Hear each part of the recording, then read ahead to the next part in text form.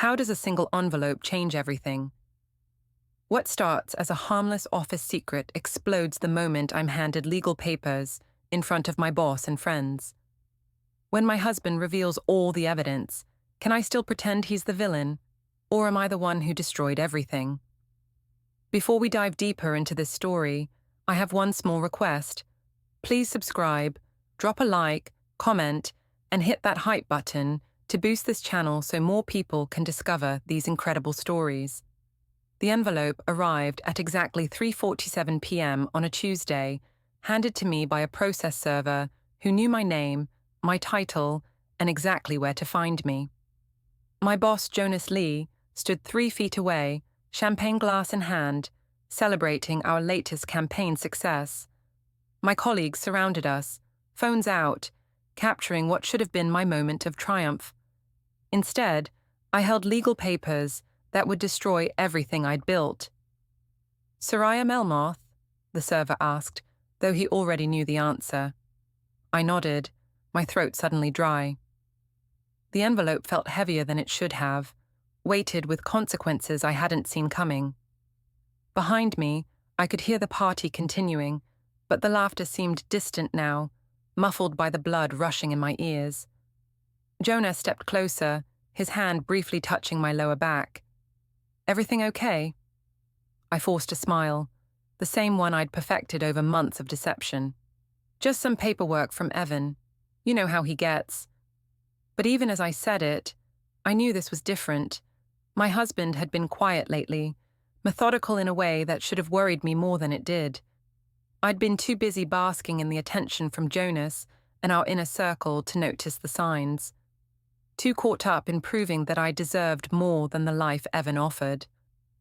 The server left without another word, and I tucked the envelope into my purse, determined not to let it ruin my celebration. After all, I'd worked too hard to get here. The viral marketing campaign, the late nights with Jonas, the careful cultivation of my professional image, none of that could be undone by whatever legal drama Evan had cooked up. "Ladies and gentlemen," Jonas announced to the room, his arm sliding around my waist with practiced ease.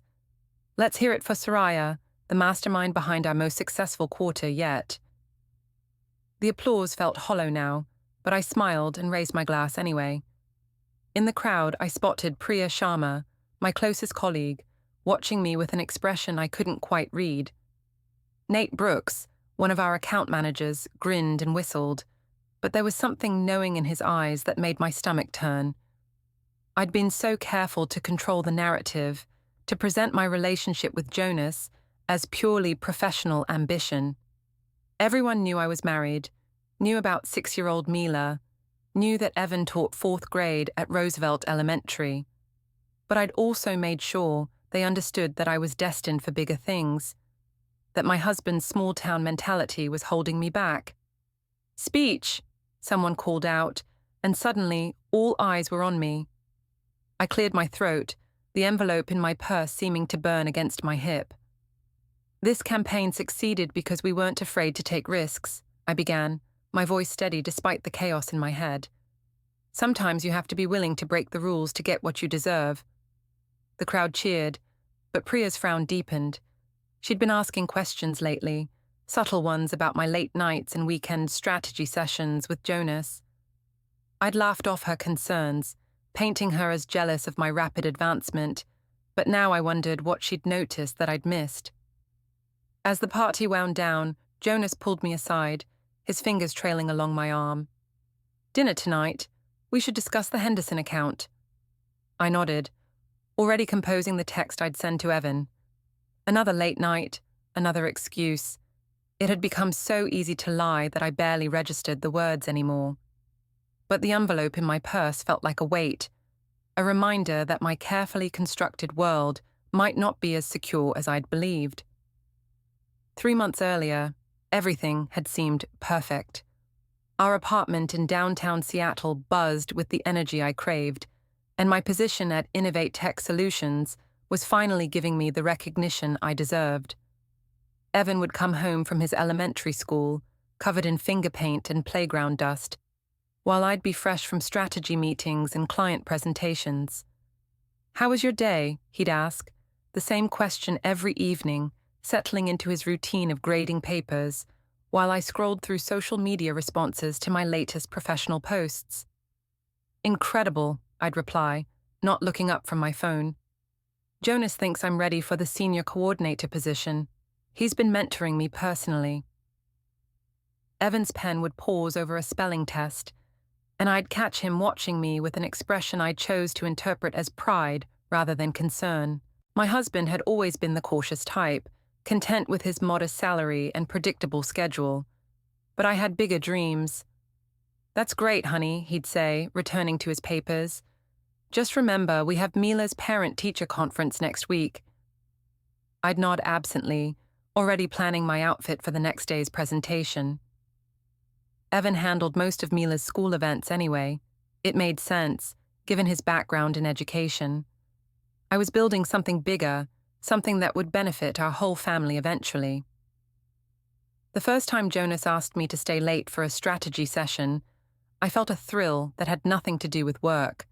He was everything Evan wasn't: confident, ambitious, comfortable with power. When he complimented my ideas, I felt seen in a way I hadn't experienced in years of marriage. "You have instincts that can't be taught," he'd said, leaning back in his office chair as I presented my campaign concepts. "Evan's lucky to have someone so driven." I'd laughed, deflecting the compliment, but inside, I was glowing. Here was someone who understood my potential, who didn't see my ambition as something to be managed or contained. When I got home that night, nearly midnight, Evan was waiting up. "Mila asked for you at bedtime," he said quietly, not looking away from his laptop screen. "I'm building our future, Evan," I replied, kicking off my heels with perhaps more force than necessary. "These opportunities don't come along every day." He nodded, but I caught him glancing at my phone when it buzzed with the text from Jonas. Something about tomorrow's client meeting, nothing inappropriate, but Evan's jaw tightened almost imperceptibly. "You've been working late a lot lately," he observed, his voice carefully neutral. "And you've been teaching 4th grade for 5 years," I shot back. "One of us has to have ambition." It was a cruel thing to say, and I knew it even as the words left my mouth. But Evan's quiet acceptance of his modest life frustrated me. He seemed content with our small apartment, our predictable routines, our ordinary existence. I wanted more. He closed his laptop and stood up, his movements deliberate and controlled. "I'm proud of what I do, Soraya. Those kids need teachers who care about them, not just people passing through on their way to something better." "I never said there was anything wrong with teaching," I protested, but we both knew that wasn't entirely true. Over the following weeks, the pattern established itself. I'd stay late with Jonas, crafting campaigns and building the professional relationship that was finally giving me the recognition I craved. Evan would handle dinner with Mila, bedtime stories, morning routines. When I did make it home for family time, I'd document it carefully on social media. The perfect working mother, balancing career and family. My mother, Lila, loved seeing my success play out online. "You're showing Mila that women can have it all," she'd say during our weekly calls. "Don't let anyone make you feel guilty for pursuing your dreams." But my father-in-law, Ray, seemed less impressed when he visited for Mila's 6th birthday party. He watched me take photos with Jonas, who'd stopped by with a congratulatory gift basket from the office, and I caught him frowning. "That your boss?" he asked Evan quietly, but not quietly enough. "Jonas Lee," Evan replied, his voice giving nothing away. "He's been very supportive of Soraya's career." Ray nodded slowly, his eyes tracking the way Jonas's hand lingered on my shoulder as we posed for pictures. "Seems real hands-on." I laughed it off, but I noticed Evan's expression growing more guarded as the evening progressed. When Jonas finally left, my husband retreated to his study without a word. That night, as I uploaded the party photos to Instagram, carefully selecting the ones that showed my professional success alongside my family life, I felt a surge of satisfaction. The post got more likes than usual, with several colleagues commenting on how lucky I was to have such a supportive work environment. But when I glanced at Evan, hunched over his lesson plans at the kitchen table, I felt a flicker of something I didn't want to examine too closely. He looked tired, older somehow, and for a moment I wondered if my pursuit of success was costing us something important. Then my phone buzzed with a text from Jonas about Monday's client presentation, and the feeling passed. I was finally building the life I deserved, surrounded by people who recognized my worth. If Evan couldn't appreciate that, it was his problem, not mine. The Henderson account presentation was my chance to prove I belonged in the senior coordinator role. Jonas had been preparing me for weeks, our strategy sessions growing longer and more intensive. We'd work through dinner, sometimes until nearly midnight, fine-tuning every detail. "You're a natural at this," he'd say, his chair pulled close to mine as we reviewed slides. "Most people spend years developing the instincts you have." I lived for those moments of recognition, the way he looked at me like I was something special. When I'd get home, Evan would be grading papers or reading bedtime stories to Mila, and I'd feel almost sorry for him. His world was so small, so limited. He couldn't understand what it meant to be truly ambitious. The night before the presentation, Jonas suggested we grab drinks to calm my nerves. We went to Meridian, the trendy bar downtown where all the tech professionals gathered after work. I felt sophisticated sitting across from him, discussing strategy over craft cocktails, while other couples around us seemed ordinary by comparison. "To your future," Jonas said, raising his glass. We clinked glasses, and I felt a thrill that had nothing to do with the alcohol.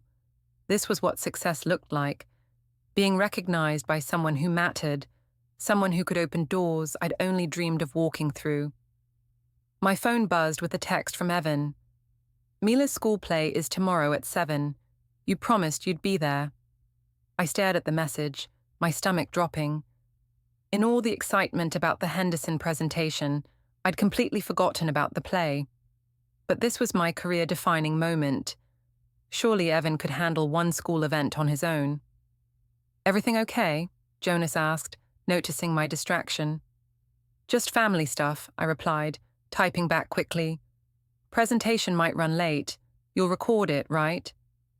Evan's response came immediately. "She's been practicing her lines for weeks. She specifically asked if Mommy would be in the front row." Guilt twisted in my chest, but I pushed it down. Mila would have other plays, other opportunities for me to be the perfect mother. This presentation could change everything for our family's future. "Sorry, something came up with work," I texted back. "I'll make it up to her this weekend." Jonas was watching me with interest. "Husband giving you trouble about working late?" "He doesn't understand the pressure I'm under," I said, putting my phone face down on the table. "He's content with his little teaching job, but some of us have bigger goals."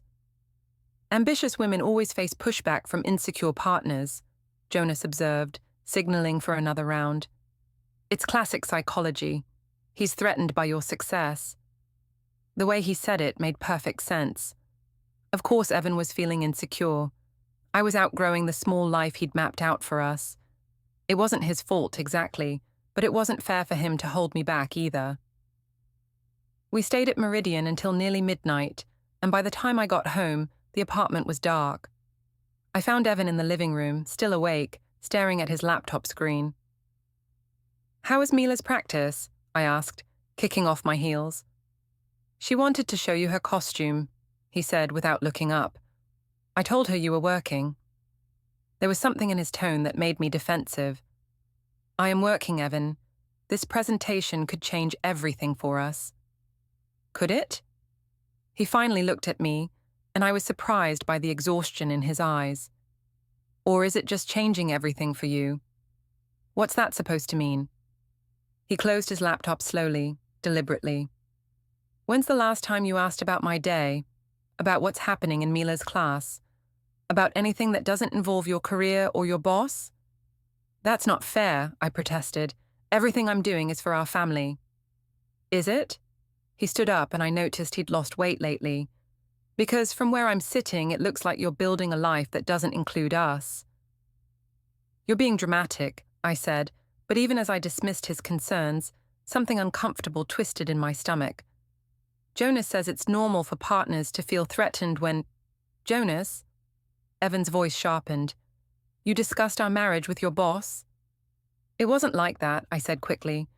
He was just explaining how ambitious women often face resistance from their husbands. Evan's laugh was bitter. How convenient that your boss has theories about our relationship. You're being paranoid, I said, but the words felt hollow even to me. Evan stared at me for a long moment, and I had the unsettling feeling that he was seeing something I didn't want him to see. Finally, he shook his head. I'm going to bed, he said. Good luck with your presentation tomorrow. He left me standing in the living room, my designer heels in my hands, feeling strangely empty despite the excitement that had carried me through the evening. I told myself he was just being insecure, that his reaction proved Jonas was right about threatened partners. But as I got ready for bed, I couldn't shake the image of Mila practicing her lines, waiting for a mother who never came home. The next morning, Evan was already gone when I woke up, having taken Mila to school early for play rehearsal. He'd left coffee made and my presentation folder neatly arranged on the counter, small gestures that made the guilt twist deeper in my chest.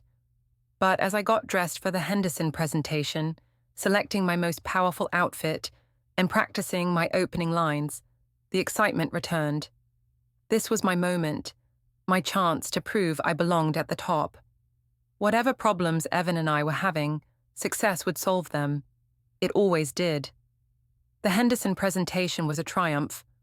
I could see it in Jonas's eyes as I wrapped up the final slide, in the way the clients leaned forward during my pitch, in the immediate buzz of excitement that filled the conference room. Outstanding work, Mr. Henderson said, shaking my hand with genuine enthusiasm. This is exactly the innovative thinking we've been looking for. Jonas beamed like a proud mentor, his hand settling on my lower back as we said goodbye to the clients. I told you that you were ready for this, he murmured in my ear. Senior coordinator is just the beginning. I was flying high as we returned to the office, my phone already buzzing with congratulatory messages from colleagues who'd heard about the successful pitch. This was what I'd been working toward.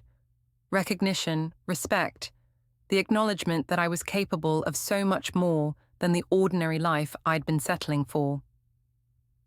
We should celebrate, Jonas said as we reached his office. Dinner at Canley's? This kind of win deserves proper recognition. I hesitated for exactly 2 seconds, thinking of Mila's play before nodding. That sounds perfect. I texted Evan. Presentation was amazing, celebrating with the team tonight. Record everything for me. His response was immediate. Congratulations. Mila will be disappointed, but we'll manage. The guilt tried to surface again, but I pushed it down. This was my career-defining moment. Mila would understand when she was older, would be proud that her mother had the courage to pursue her dreams. Canley's was everything I'd imagined, elegant, sophisticated, the kind of place where important deals were made and careers were launched. Jonas ordered wine that cost more than Evan's weekly grocery budget, and I felt like I was finally living the life I deserved. To Soraya Melmoth, he said, raising his glass, the future of innovative marketing. We talked about strategy, about my potential trajectory within the company, about the opportunities that would open up now that I'd proven myself with a major client. Jonas was an excellent listener, asking thoughtful questions about my goals and ambitions in a way that made me feel truly seen. Your husband must be proud, he said as we shared dessert. I paused, thinking of Evan's tired eyes and careful questions. He doesn't always understand the demands of this industry, I admitted. He's more of a traditional type, prefers routine and predictability. That must be challenging, Jonas said sympathetically. Ambitious people need partners who support their growth, not hold them back. The wine had loosened my tongue, and I found myself sharing more than I'd intended. Sometimes I feel like I'm outgrowing my old life, I confessed. Like I'm becoming someone he doesn't recognize. Growth is uncomfortable, Jonas agreed, his fingers briefly covering mine on the table. But the alternative is stagnation. You're too talented to settle for ordinary. His touch sent a thrill through me that I told myself was purely professional appreciation. This was what it felt like to be understood, to be valued for my potential, rather than contained by someone else's limitations. We lingered over coffee until nearly 11, and I felt drunk on more than wine, drunk on possibility, on the vision of the future Jonas was painting for me. When he offered to drive me home, I accepted without thinking about how it would look.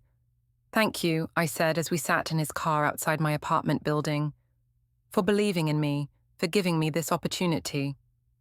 "You earned it," he replied, and there was something in his voice that made me look at him more closely. For a moment, the air between us felt charged with possibility. I was acutely aware of how close we were sitting, how his cologne mixed with the lingering scent of wine, how easy it would be to lean across the space between us. Instead, I pulled back, fumbling for the door handle. "I should go, early morning tomorrow." "Of course," he said smoothly. "Sweet dreams, Soraya." I practically floated up to my apartment, my head spinning with wine and success, and the intoxicating feeling of being truly appreciated. It wasn't until I opened the door that reality crashed back in. Evan was sitting on the couch, Mila curled up beside him in her play costume, both of them asleep. My phone showed 3 missed calls and several texts I'd ignored during dinner. "Mummy?" Mila stirred as I closed the door, her voice sleepy and confused. "Did you see my play?" My heart clenched as I looked at her. 6 years old, still wearing the fairy costume she'd been so excited to show me, her face hopeful despite the late hour. "I'm sorry, sweetheart," I said, kneeling beside the couch. "Mummy had to work, but Daddy recorded everything for me." Her face fell, and I felt like the worst mother in the world. But before I could say anything else, Evan was awake, his eyes immediately finding mine with an expression I couldn't quite read. "How was the presentation?" he asked quietly. "Amazing," I said, trying to recapture some of my earlier excitement. "The clients loved it. Jonas thinks this could lead to a promotion." "That's great," Evan said, but his tone was flat. He scooped Mila up gently. "Come on, princess, let's get you to bed." As he carried our daughter to her room, I caught a glimpse of myself in the hallway mirror, flushed from wine and success, my lipstick slightly smeared, looking like a woman who'd been somewhere she shouldn't have been. But that was ridiculous. I'd been celebrating a professional triumph with my mentor. There was nothing inappropriate about that, nothing to feel guilty about. If Evan couldn't understand the demands of my career, that was his limitation, not my fault. I was building something important, something that would benefit our whole family eventually. The fact that he couldn't see that only proved how much I'd outgrown the small life we'd built together. As I got ready for bed, I could hear Evan reading Mila a story, his voice gentle and patient, in a way that made something ache in my chest. But I pushed the feeling away, focusing instead on the memory of Jonas's hand on mine, the promise of bigger things to come. I was finally becoming the person I was meant to be. If that meant leaving some things behind, well, that was the price of success. The promotion to senior coordinator came through 2 weeks later, along with a significant salary increase and my own office with a view of Elliott Bay. I celebrated by posting a professional photo on LinkedIn that got over 300 likes and dozens of congratulatory comments. "So proud of you," my mother Lila gushed during our weekly call. "You're showing the world that women can have it all." But when I tried to share my excitement with Evan, his response was muted. "That's wonderful, honey," he said, not looking up from the math worksheets he was grading. "I'm sure you've earned it." "You don't sound very excited," I observed, settling onto the couch beside him. He set down his red pen and looked at me directly. "I am excited for you. I just wish—" "What?" I wish it didn't feel like your success was coming at the expense of everything else. I bristled. What's that supposed to mean? Mila asked me yesterday if Mommy still lived here, he said quietly. She hasn't seen you for a full evening in 2 weeks. I'm building our future, Evan, I said, the familiar frustration rising in my chest. This promotion means financial security for all of us. We were already financially secure, he replied. What we're losing is something money can't replace. I wanted to argue, but my phone buzzed with a text from Jonas. Champagne in my office? Your success deserves proper celebration. I have to go, I said, standing up. Jonas wants to discuss my new responsibilities. Evan glanced at the clock. It's 8 p.m. on a Friday. Success doesn't keep business hours, I replied, already heading for the door. Jonas's office was dimly lit when I arrived, candles flickering on his desk alongside an expensive bottle of champagne and 2 glasses. It should have struck me as inappropriate, but instead it felt romantic, not in a sexual way, I told myself, but in the way that all meaningful achievements deserved romantic celebration. To the future, he said, handing me a glass.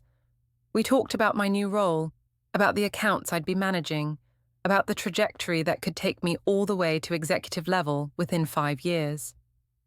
Jonas was an excellent strategist, painting a picture of success that made my current life seem small and limiting by comparison.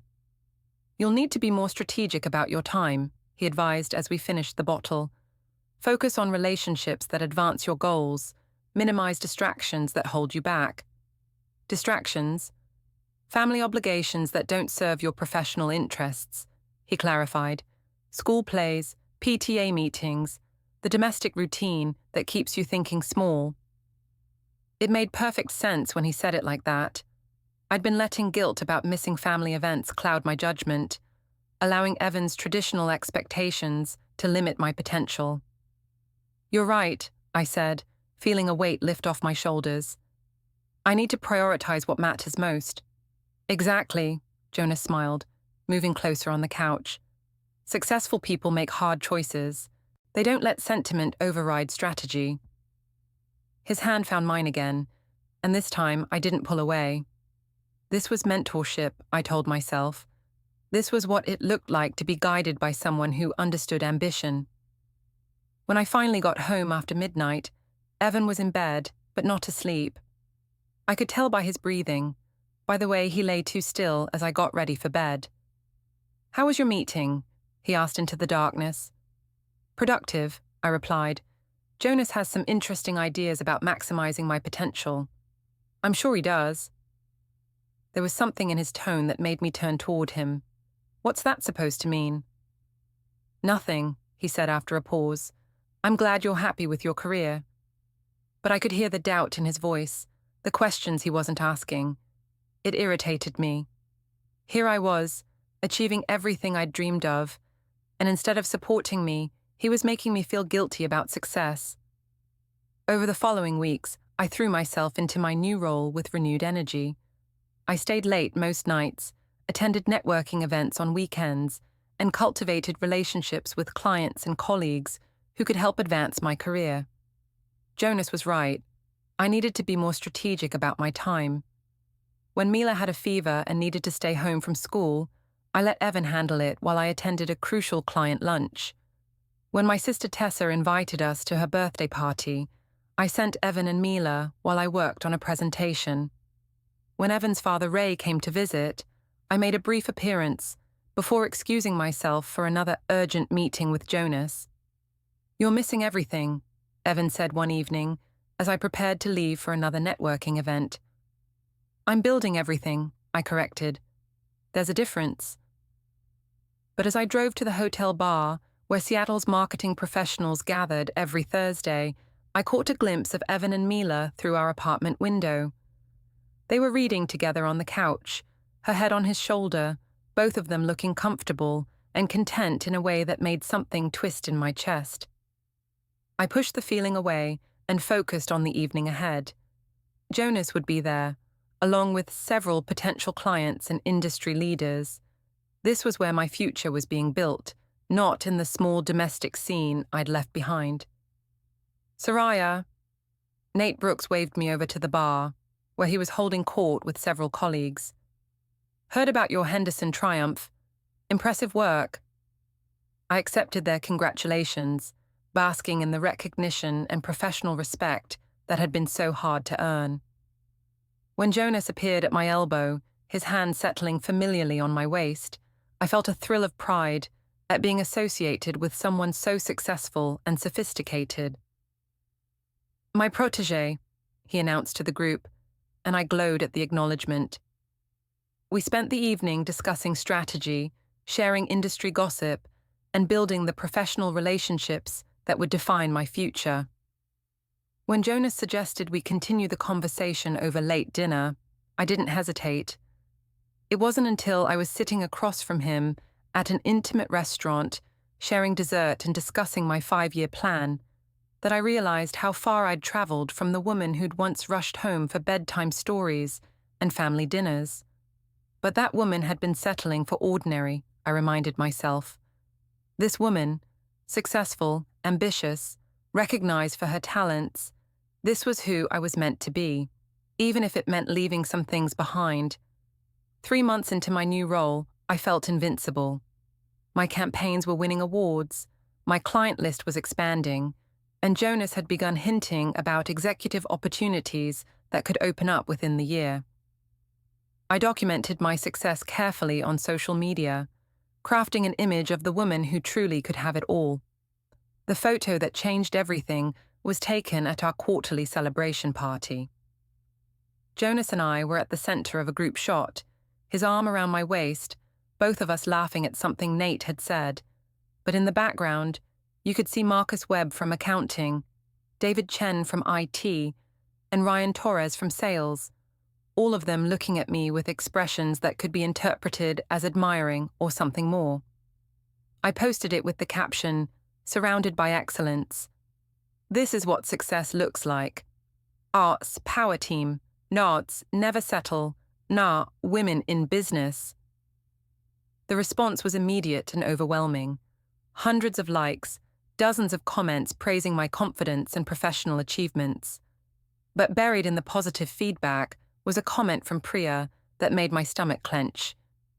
Interesting group dynamics. Hope everyone's on the same page about boundaries. I deleted her comment immediately, but the damage was done. Other people had seen it, had started asking questions I didn't want to answer. That evening, I came home to find Evan waiting in the kitchen, his laptop open to my LinkedIn profile. "Nice photo," he said without looking up. "Thank you," I replied carefully. "It was a great event. The team really came together." "I can see that." His voice was perfectly neutral, which somehow made it more unsettling than if he'd been angry. "Jonas looks very supportive." "He's been an excellent mentor," I said, hanging up my jacket with deliberate casualness. Evan finally looked at me, and I was surprised by what I saw in his eyes. Not anger or jealousy, but something that looked almost like pity. "Soraya," he said quietly, "what are we doing here?" "I don't know what you mean." "Yes, you do." He closed the laptop and stood up. "You come home after midnight most nights. You miss every family event. You talk about your boss more than you talk about your daughter. And now you're posting photos that make it look like... Like what? Like you're advertising yourself as available." The accusation hit like a slap. "That's ridiculous. It's a professional team photo." "Is it?" He pulled out his phone and showed me the image. "Look at it objectively, Soraya. Look at how those men are looking at you, at how you're positioned, at the message you're sending." I studied the photo with fresh eyes and felt my confidence waver.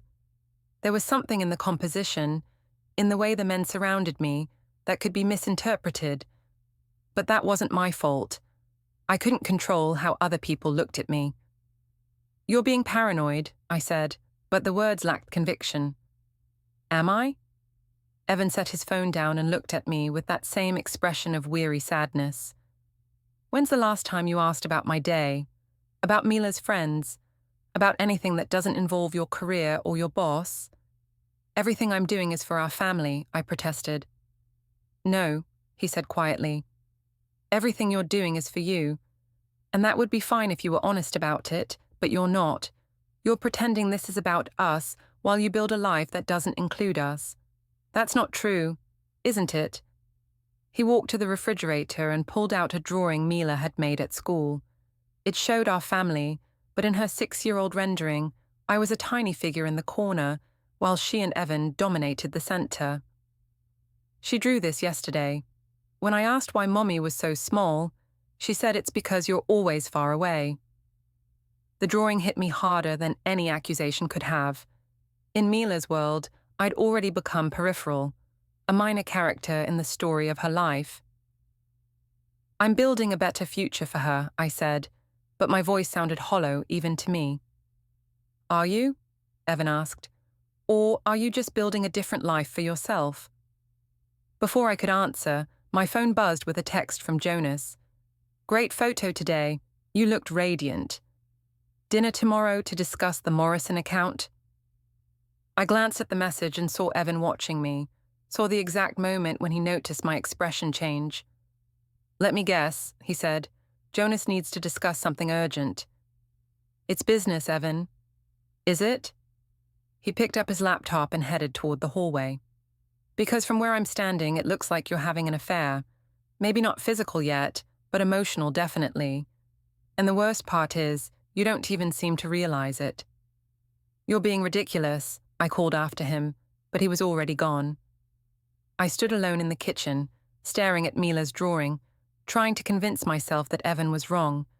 But as I looked at the photo on my phone, really looked at it, I had to admit that the optics were problematic. The way Jonas's hand rested on my hip, the way the other men clustered around me, the caption that could be read as a declaration of availability rather than professional success. But that wasn't my intention, I told myself. I couldn't be held responsible for other people's interpretations of innocent professional relationships. My phone buzzed again. Another text from Jonas. You're destined for greatness, Soraya. Don't let anyone make you think small. I smiled despite myself. Here was someone who understood my ambitions, who supported my growth instead of trying to contain it. If Evan couldn't appreciate what I was building, that was his limitation, not mine. I deleted Evan's concerns from my mind and focused on crafting my response to Jonas.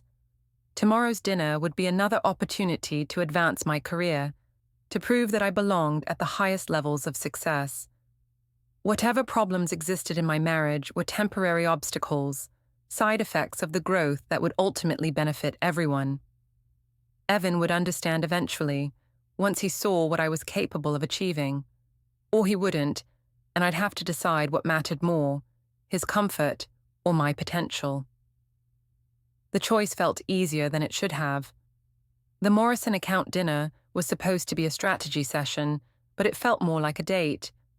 Jonas had chosen an intimate restaurant in Belltown, the kind of place where conversations happened in whispers, and the lighting made everything look romantic.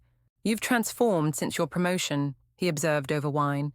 More confident, more willing to take risks. I feel like I'm finally becoming who I was meant to be, I admitted, the alcohol making me more honest than usual. That's what I love about ambitious people, Jonas said, his fingers playing with the stem of his wine glass. They're not afraid to evolve, to leave behind what no longer serves them. The conversation drifted from business to personal, and I found myself sharing details about my marriage that I probably shouldn't have. How Evan's contentment with ordinary life frustrated me. How his lack of ambition made me feel trapped. How I sometimes wondered if I'd settled too young, before I knew what I was capable of achieving. Growth often requires difficult choices, Jonas said sympathetically. Not everyone can handle being with someone who's destined for greatness. When he reached across the table and covered my hand with his, I didn't pull away. This was mentorship, I told myself. This was what it looked like to be understood by someone who shared my vision for the future. But as his thumb traced across my knuckles, I had to admit that it felt like something more than professional support. I should go, I said, but I didn't move my hand. Should you? He asked, his eyes holding mine. Or should you stop limiting yourself based on other people's expectations? The moment stretched between us, charged with possibility. I was acutely aware of how easy it would be to lean forward, to cross the line I'd been dancing around for months. Part of me wanted to embrace the woman I was becoming without apology or restraint. Instead, I pulled back, the spell broken by the vibration of my phone. A text from Evan. "Mila has a fever. Where are you?" Reality crashed back in, and I fumbled for my purse. "I have to go. Family emergency." Jonas nodded understandingly, but I caught a flicker of disappointment in his eyes. Of course, family first. The drive home was a blur of guilt and confusion. I'd come so close to crossing a line I couldn't uncross, and the worst part was how much I'd wanted to. Was Evan right? Was I having an emotional affair without even realizing it? I found him in Mila's bedroom, holding a cool washcloth to her forehead while she dozed fitfully. He looked up when I entered, and I saw exhaustion in every line of his face. "How is she?" I whispered. 102, he replied quietly. "I gave her medicine an hour ago, but it hasn't broken yet." I moved to the other side of the bed, reaching out to touch Mila's flushed cheek. She stirred at my touch, her eyes opening briefly. "Mommy?" Her voice was small and congested. "You came home?" "Of course I came home, sweetheart," I said, my throat tight with emotion. "Mommy's here." She smiled and drifted back to sleep, her small hand curling around my finger. I sat there for a long time, watching her breathe, feeling the weight of all the evenings I'd missed, all the bedtime stories I'd delegated, all the moments I'd sacrificed for professional advancement. "I called you 3 times, Evan said eventually. "I was in a meeting," I replied automatically. "At 10 p.m. on a Friday." I didn't answer, couldn't meet his eyes.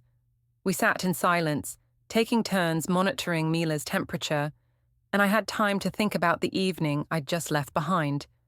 The intimate restaurant, the wine, the moment when Jonas's hand had covered mine, and I'd felt something that had nothing to do with professional mentorship. "Soraya," Evan said quietly, "I need to ask you something, and I need you to be honest." My stomach clenched. "Okay. Are you having an affair?" The question hung in the air between us like a challenge. I could lie, could maintain the fiction that everything was purely professional. But looking at him, this man who'd been my partner for 8 years, who'd never given me reason to doubt his loyalty, who was sitting here caring for our sick daughter while I'd been playing with fire, I found I couldn't. "Not physical," I said finally. He nodded slowly, as if he'd been expecting that answer. "But emotional." "I don't know," I admitted. "Maybe. I didn't mean for it to happen. But it did happen." "Yes." We sat in silence for several minutes, the only sound Mila's congested breathing. Finally, Evan spoke. "What do you want, Soraya? Really want?" It was a fair question, and I realized I didn't have a clear answer. I wanted success, recognition, the life I felt I deserved. But I also wanted my daughter to know I loved her, wanted to be present for the moments that mattered. I wanted to be admired by colleagues like Jonas, but I also wanted the security of a partner who knew me completely. "I want it all," I said finally. "That's not an answer," Evan replied. "That's a fantasy. Real life requires choices, priorities, trade-offs. And right now, it feels like you've made your choice. You've chosen your career, your boss, your new identity over your family. That's not fair, isn't it?" He looked at me directly, and I saw something in his eyes I'd never seen before, a kind of resignation that scared me more than anger would have. "When's the last time you chose us, Soraya? When's the last time you chose to be here, really here, instead of somewhere else?" I couldn't answer, because we both knew the truth. For months, I'd been choosing everything else over the life we'd built together. I'd been so focused on becoming someone new that I'd forgotten to value what I already had. "I don't want to lose you," I said finally. "Then stop losing us," he replied. Stop choosing everything else and choose your family. But you have to actually choose, Soraya. You can't keep trying to have everything while giving us nothing. Mila stirred between us, and we both reached for her instinctively, our hands touching as we smoothed her hair. For a moment, we were united in our love for her, in our shared commitment to her well-being. But I could feel the distance between us, could sense that we were approaching a point of no return. Evan was asking me to choose, and for the first time, I wasn't sure what choice I would make. I convinced myself that the conversation with Evan had been a wake-up call, that I could find a way to balance everything without giving up the success I'd worked so hard to achieve. For a week, I made an effort, coming home earlier, putting my phone away during dinner, reading bedtime stories to Mila. But Jonas noticed the change immediately. "You seem distracted lately," he observed during our Monday strategy meeting. "Everything okay at home?" "Just trying to maintain better work-life balance," I replied, though the phrase felt foreign in my mouth. He frowned. "Balance is overrated. Successful people understand that greatness requires sacrifice. You can't achieve extraordinary results with ordinary commitment." His words resonated with the part of me that had been feeling restless all week, the part that missed the excitement of late-night strategy sessions and intimate dinners. I'd been trying to be the wife and mother Evan wanted, but it felt like playing a role that no longer fit. "The Morrison account is heating up," Jonas continued. "They're impressed with your work, but they want to see more of your strategic thinking. I'm thinking we should schedule some intensive sessions this week." I hesitated, thinking of the promises I'd made to Evan, the bedtime stories I'd committed to reading. "Soraya," Jonas said, leaning forward, "this is your moment. Morrison could be the account that launches you into executive level. Are you really going to let domestic obligations hold you back from your destiny?" When he put it like that, the choice seemed obvious. This was my career-defining opportunity. Surely Evan would understand that some sacrifices were necessary for long-term success. "You're right," I said. "Let's schedule those sessions." The intensive strategy sessions quickly became something more. Working late into the evening, sharing takeout in Jonas's office, the boundaries between professional and personal began to blur in ways I told myself were inevitable. Successful people formed close working relationships. This was normal, necessary, part of what it took to reach the highest levels of achievement. When Jonas suggested we take our brainstorming session to his apartment, fewer distractions, better environment for creative thinking, I agreed without hesitation. His apartment was everything I'd imagined: sophisticated, expensive, the kind of place that spoke to success and ambition. We spread our materials across his dining table, opened a bottle of wine to enhance creativity, and worked until nearly midnight. "You're extraordinary," he said as we reviewed our final strategy document. "Most people spend their entire careers trying to develop the instincts you have naturally." The wine had made me bold, and I found myself moving closer to him on the couch. "I've learned from the best teacher." "Have you?" His hand found my face, thumb tracing my cheekbone. "Because I feel like I'm the one learning from you." This time, when he leaned in to kiss me, I didn't pull away. What happened next felt inevitable, like the natural conclusion to months of building tension and mutual attraction. In the moment, it didn't feel like betrayal. It felt like finally embracing who I was meant to be, finally choosing passion and ambition over the safe, ordinary life I'd been settling for. It wasn't until I was driving home at 3 a.m., my lips still swollen from his kisses, that the full weight of what I'd done began to settle in. I'd crossed a line I couldn't uncross, made a choice that would change everything. But even as guilt twisted in my stomach, part of me felt exhilarated. For the first time in years, I felt truly alive, truly myself. I slipped into the apartment quietly, assuming Evan would be asleep. Instead, I found him sitting at the kitchen table, still fully dressed, my laptop open in front of him. "Working late?" he asked without looking up.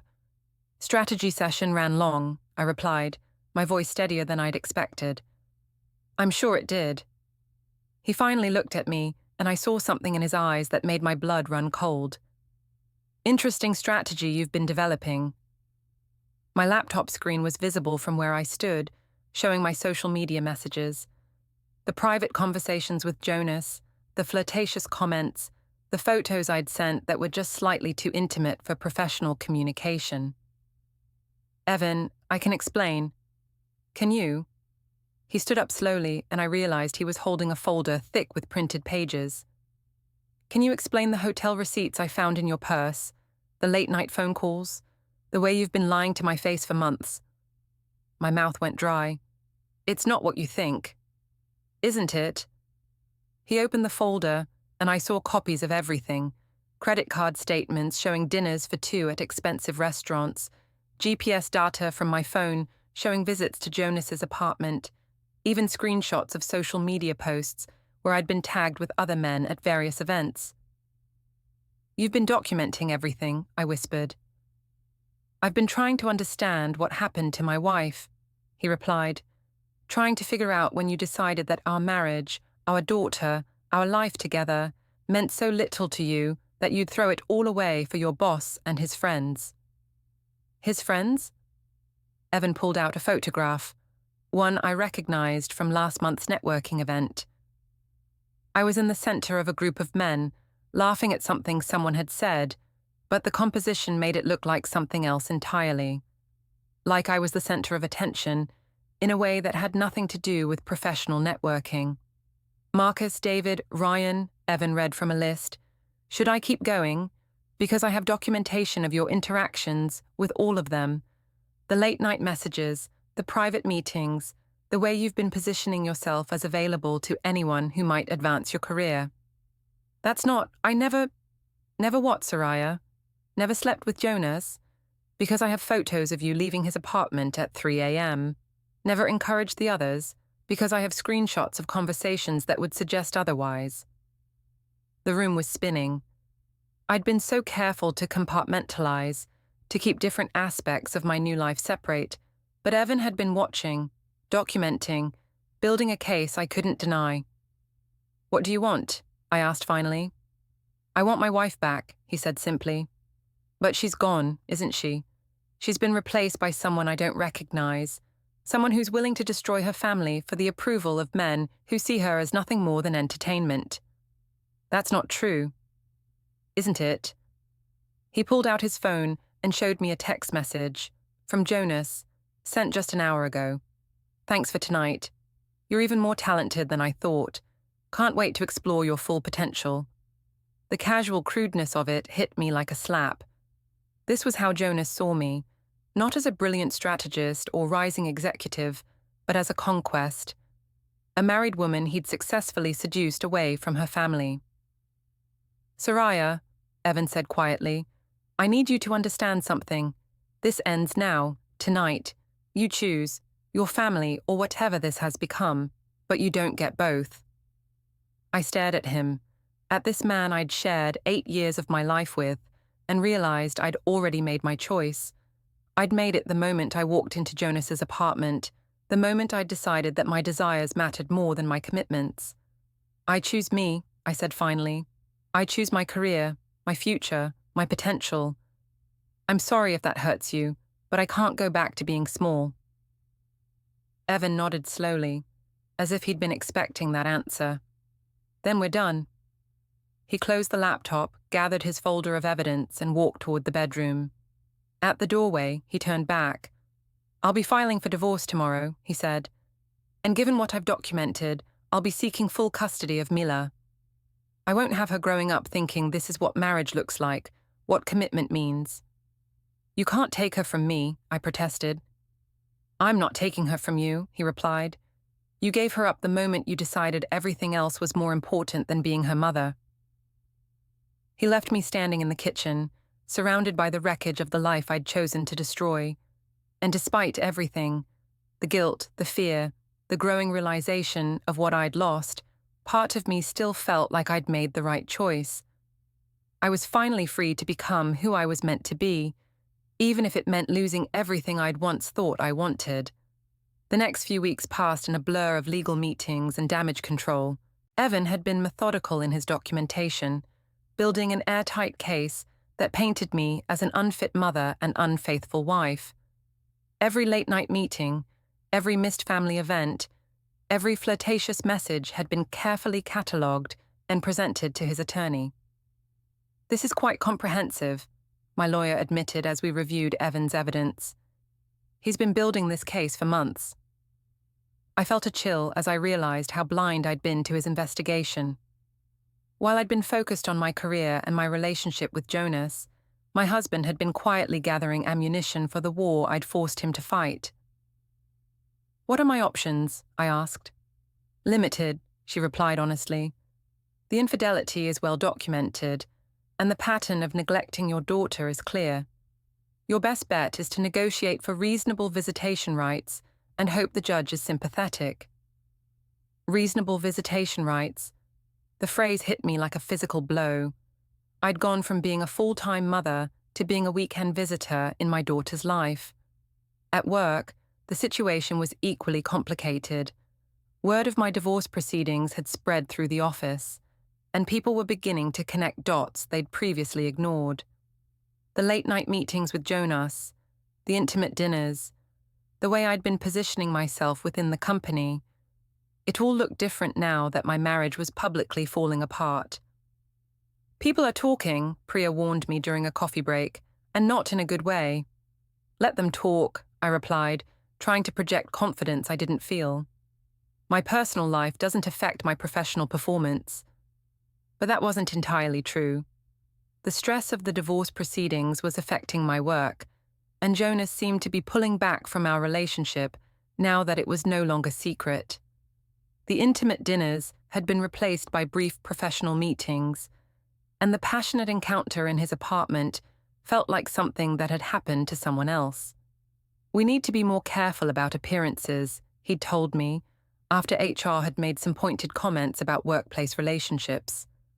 "The company has policies about these things." I wanted to ask if he regretted what had happened between us, if the risk to his career was worth what we'd shared. But I was afraid of the answer. The worst part was the impact on Mila. Evan had been careful to shield her from the details, but she knew something fundamental had changed in our family. When I picked her up for my court-mandated visitation, she was quiet and withdrawn, nothing like the bubbly 6-year-old she'd been just months before. "Why don't you live with us anymore, Mummy?" she asked as we sat in my new studio apartment, all I could afford after the legal fees and temporary support payments. "Mommy and Daddy need some time apart," I explained, using the script my lawyer had suggested. "But that doesn't mean I love you any less." "Did I do something wrong?" she asked, and my heart shattered. "No, sweetheart, you didn't do anything wrong. This is about grown-up problems that have nothing to do with you." But even as I said it, I knew it wasn't entirely true. My choices had led us here. My decisions had torn apart the only stable home Mila had ever known. I'd told myself I was building a better future for her, but what I'd actually done was destroy the present she deserved. The final blow came 3 months after Evan filed for divorce. I was at another networking event, trying to rebuild my professional reputation and prove that I could still be successful despite the personal chaos. Jonas was there with several other executives, and I approached their group hoping to be included in their conversation about upcoming projects. "Soraya," Jonas said with professional politeness, "how are you holding up?" "Great," I replied, forcing a smile. "Ready to focus on what really matters, building exceptional campaigns for our clients." The men exchanged glances, and I caught something in their expressions that made my stomach drop. They weren't looking at me as a colleague or potential collaborator. They were looking at me as damaged goods, a cautionary tale about what happened when personal drama interfered with professional judgment. "That's good to hear," Jonas said diplomatically. "We're always looking for dedicated team members." But I could tell from his tone that I was no longer part of his inner circle, no longer someone he saw as executive material. The affair that had felt so passionate and meaningful had been reduced to an embarrassing complication, something he needed to distance himself from to protect his own career. As I drove home from the event, I finally allowed myself to fully process what I'd lost. My marriage to a man who'd loved me unconditionally, daily access to my daughter's life, the respect of my colleagues, the security of a stable home and family. And for what? A promotion that now felt hollow, an affair with a man who'd discarded me the moment I became inconvenient, the approval of people who'd never really seen me as anything more than entertainment. I pulled into the parking lot of my apartment complex and sat in my car, staring at the building that housed my new reality. A studio apartment with a fold-out couch for Mila's weekend visits, a refrigerator covered with her drawings that reminded me of everything I was missing during the week. My phone buzzed with a text from my mother. "Saw the photos from your networking event online. You look tired, honey. Are you taking care of yourself?" I looked at the photos she was referring to, professional shots from the event where I was smiling and networking and pretending everything was fine. But she was right. I looked tired, older somehow, like someone who'd been fighting a battle she couldn't win. For the first time since this all began, I allowed myself to wonder if I'd made a terrible mistake, if the life I'd been so eager to escape had actually been the life I was meant to live, if the woman I'd been trying to become was actually a diminished version of who I'd already been. But it was too late for regrets now. The divorce papers had been signed, custody arrangements finalized, professional relationships irreparably damaged. I'd gotten exactly what I'd asked for: freedom from the constraints of marriage and motherhood, the chance to pursue my ambitions without compromise. The problem was, I was beginning to realize that those constraints had actually been the foundation of everything meaningful in my life. 6 months after the divorce was finalized, I thought I'd found my footing again. My work performance had stabilized, I'd developed a routine with Mila's weekend visits, and I'd even started dating again. Nothing serious, just casual encounters with men who appreciated my independence and ambition. I'd convinced myself that the worst was behind me, that I'd successfully navigated the transition from married mother to successful single woman. So, when Jonas suggested we celebrate our latest campaign success with a team party at the Fairmont Olympic, I saw it as a sign that I'd regained my professional standing. "The Morrison account exceeded all projections," he announced to the assembled group. "This calls for a proper celebration." The party was everything I'd once dreamed of: sophisticated professionals gathered in an elegant hotel suite, discussing strategy and success, while expensive champagne flowed freely. I felt like I belonged again, like I'd reclaimed my place in the world I'd chosen over my family. Marcus Webb from accounting was particularly attentive, refilling my glass and asking thoughtful questions about my strategic approach. David Chen from IT complimented my presentation skills, suggesting we collaborate on some upcoming projects. Ryan Torres from sales made several jokes that had me laughing harder than I had in months. "You're in rare form tonight," Jonas observed, appearing at my elbow with a fresh drink. "It's good to see you enjoying yourself again." I felt a familiar thrill at his attention, even though our relationship had been strictly professional since the divorce proceedings began.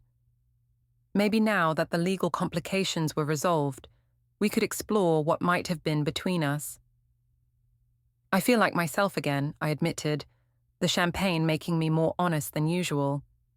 "That's what I like to hear," he smiled, his hand briefly touching my waist in a gesture that felt both familiar and promising. As the evening progressed, I found myself at the center of an increasingly intimate group. The conversation had shifted from business to personal, and I was sharing stories about my divorce, my new independence, my plans for the future. The men seemed fascinated by my transformation, asking probing questions about what I'd learned about myself, what I was looking for now. "To Soraya," Marcus raised his glass, "for having the courage to choose authenticity over security." We all drank to that, and I felt a surge of validation. These successful, sophisticated men understood what I'd done, appreciated the difficult choices I'd made to become who I was meant to be. When someone suggested we move the party to Jonas's apartment for a more private celebration, I didn't hesitate. This was my world now. Ambitious professionals who understood that conventional rules didn't apply to people destined for greatness. Jonas's apartment looked exactly as I remembered it, though now it felt less like a romantic hideaway and more like a stage set for the person I was becoming. We arranged ourselves around his living room, the conversation flowing as freely as the wine, and I felt more relaxed and confident than I had in months. "You know what I admire about you, Soraya," David said, settling onto the couch beside me. "You're not afraid to take what you want." "Life's too short to settle," I replied, aware that Jonas was watching our interaction with interest. "Exactly," Ryan agreed from his position on the floor. "Most people are too scared to pursue their real desires." I thought I was just networking with powerful men, drinking and posing for flirty photos on Jonas's couch, convincing myself this was how successful people behaved. Then my husband Evan walked in with a thick envelope, calmly laid out weeks of photos, texts, and receipts, proving I'd been using my sexuality at work, and told me it was all going to HR and the custody judge. By the time he left, taking his evidence and my last excuses with him, I finally understood the ugly truth. I hadn't been building a new life. I'd been documenting my own destruction.